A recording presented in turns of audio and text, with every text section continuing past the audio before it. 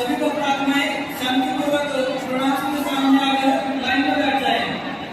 सबसे आगे बोलो श्री गुरुदेव की बंदी छोड़ सतगुरु रामदास जी भगवान की। सबसे आगे श्री गुरुदेव की जय।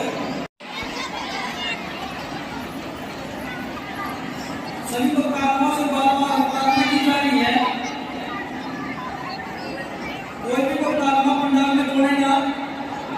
सभी को प्रार्थनाएं शांतिपूर्वक प्रणाम के सामने आकर लाइन में बैठ जाए। सबसे आगे बोलो श्री गुरुदेव की बंदी छोड़ सतगुरु रामदास जी भगवान की। सबसे आगे श्री गुरुदेव की जय। सभी को प्रार्थना से बार-बार प्रार्थना की जा रही है। कोई भी को प्रार्थना पंडाल में जोड़ेगा। सभी को प्रार्थनाएं शांतिपूर्वक प्रणाम के सामने आकर लाइन में बैठ जाए। सबसे आगे बोलो श्री गुरुदेव की बंदी छोड़ सतगुरु रामदास जी भगवान की। सबसे आगे श्री गुरुदेव की जय। सुख बतेरे हो गए और अब ये सुख होते हैं तो भगवान भगवान करते हैं। एक लाभ ना होया जो हो सकता हमारे हित में ना हो, क्योंकि हम तो बालक है, बिना ज्ञान के बात समझ में आती नहीं। हमारी इच्छाओं का तो अंत है ही नहीं कि समस्या टेंशन यहाँ हुई, घर भी छोड़ा, सर्विस भी त्याग दी, और ऐसे तो यू काम चलेगा ही नहीं। जिस उद्देश्य को लेकर निकला था, आश्रम क्रोथा बना लिया बच्चों ने, 3 एकड़ जमीन लेके। तो 1999 में हमने पहला सत्संग किया, खुला पाठ परमात्मा के प्रगट दिवस पे। फिर 2001 में प्रेरणा हुई, क्योंकि वो हमारा ठिकाना सा बन गया। फिर बाहर सत्संग बिल्कुल बंद कर दिए और आश्रम में करने गए कि अगर गीता, वेदों में, पुराणों में ये ज्ञान कुछ मिल जाए थोड़ा बहुत, तो सपोर्ट मिला है। आगे शिक्षित लोग भी आएंगे, वो भी जुड़ेंगे, वो प्रमाण मांगेंगे। इस वाणी को कोई नहीं मानने वाला, बहुत कम। ये तो कबीरपंथी गाते फिरा करते, गरीबदास वाले भी गाते फिरा करते, कोई पीछे नहीं लगा। वैसे देखा देखी थोड़े बहुत दिन लगते हैं, फिर अपना वही पूजाएं करते रहते हैं, पाठ भी कराते रहते हैं, इन सत्संग में भी आते रहते हैं और पूजाएं भी करते रहते हैं। वो फिर परमात्मा की कृपा हुई, गीता देखी तो अंधेरा हट गया, खुशी का ठिकाना ही मिला। और फिर सारे ग्रंथ भरे पड़े थे। दाता का ज्ञान तो अनमोल है, प्रमाणित है, ऑथेंटिक है, 100% सत्य है। और इसका समर्थन मिलने के बाद तो आज ये रोशनी होगी।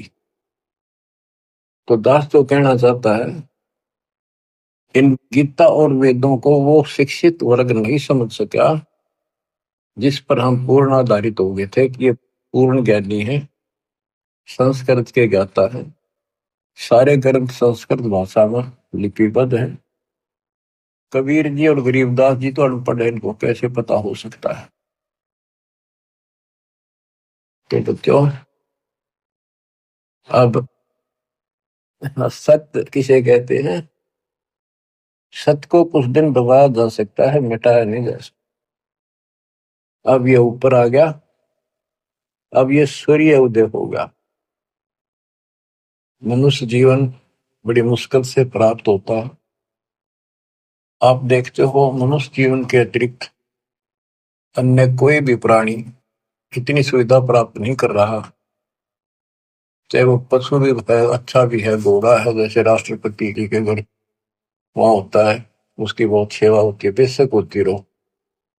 कुत्ते भी बतेरे ऐसे हैं जिनके बड़े सेठों के यहाँ रहते हैं, ऐसे चलते हैं उन पर, और डॉक्टर, वेटरनरी सर्जन उनकी देखभाल करते हैं। कुछ भी करते रहो, लेकिन जो मनुष्य जीवन है, इसमें बेशक ये सुविधा प्राप्त ना हो, 2 टाइम की रोटी दे जाता और मोक्ष मिला है, ये ज्ञान हो सकता है इस मनुष्य जीवन के अंदर। और मनुष्य जीवन प्राप्त करके जो भक्ति नहीं करता, अगले जन्म में उसकी कितनी दुर्गति होगी। फिर पीछे तू पशुआ की जय गद्दा बैल बनाई, ये 56 भोग कहा मन बोरे कि कुंडी से न जाए। क्या ये बातें डर नहीं पैदा करती? हाँ, जब तक डर पैदा नहीं होगा, जब तक नशा रहेगा आपके। नशा किस चीज का होगा? पोस्ट का, पद का, धन का, शरीर का, और सब ठीक ठाक चल रहा है। इतने कति समझ में नहीं आवे कि हम मरे भी गए और अगले जन्म में कुत्ते गधे सूर बदला होंगे। तो ये पाप कर्मों का प्रभाव होता है।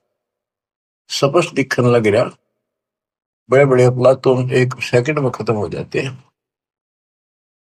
जब तक ज्ञान नहीं था, सत्संग सुना नहीं था, हम भी सामान्य तरह चल रहे थे।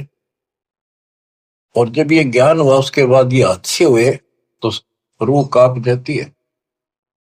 देख किसे मूर्ख बना रखा हमारे को। हे भगवान, हे बंदी छोड़, अपना आते तो कौन बताता। ये जड़, ये मूल जो हमारे जन्म का कारण है, कष्टों का कारण है,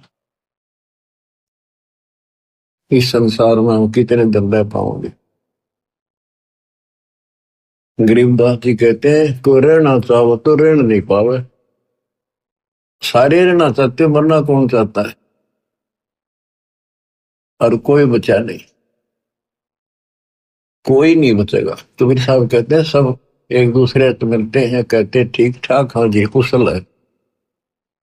कबीर साहब कहते हैं, कुशल कुशल के पूछते, जग में रहा ना कोई, जरा मरी ना मरण मिटा, तो कुशल कहां से होए। सब कहते हैं ठीक हो, ठीक हो, और सब कुशल है, कुशल है, मौज है। कबीर साहब कहते हैं, कुशल कुशल के पूछते, जग में रहा ना कोई, ये खाक कुशल है, कल मृत्यु होगी। जरा मेरा ना मन मिटा, जरा मैंने वृद्धावस्था में खूब कष्ट हुआ इंसान को, बस आधा नरक तय वृद्धावस्था है। फिर मरण मृत्यु आए, मुश्किल तो एक घोंसला बनावे, परिवार बने, पाला पोसा, उन्हें लाड करे, फिर उनको ब्याह में इतने में मृत्यु हो जाए। बताइयो के हाथ लग गया अपने। हमारे भक्त प्रचार के लिए गए हुए थे, जाते रहते, एक भ्रमित गुरुओं के द्वारा ये भ्रमित ज्ञान युक्त बहस करने लग गए हमारे भक्तों कि तुम कैसे कहते हो देवी का पति है, कैसे हो सकता पति है, कवारी है, आदि कवारी थी। भक्त बताने लगे, भी देखो ऐसे लिखा है, ऐसे लिखा, नहीं झूठ बोलते हो। एक भक्त बोला, न्यू बताओ, अगर इसका ब्याह नहीं हो रहा माता जी का, देवी का, तो माता क्यों कहो तुम? इसने कहा बुआ कहो, क्या बहन कहो, पुछताछ खोल लो। फिर माता जी क्यों कहो? ने कहा मैं बिना ब्याह माता क्या आग्रह कर दे। मन नहीं लड़न लग गया, ईट ठाली फोड़ूंगा सर सारा। काल बैठा सब, फोड़ लो सर, कितने दिन फोड़ोगे, तो हम तो बतेरे हो गई, फोड़वा लेंगे सब, पर तब न कल के जाओगी, या नहीं हो पाए। और खड़े थे वो समझ गए, वो अहंकारी था, उनका मुखिया था गुरु, छोटे मोटे पुकारा होगा 10-20 वर्ष, वो नहीं माना, सर फोड़ने में तैयार हो गए।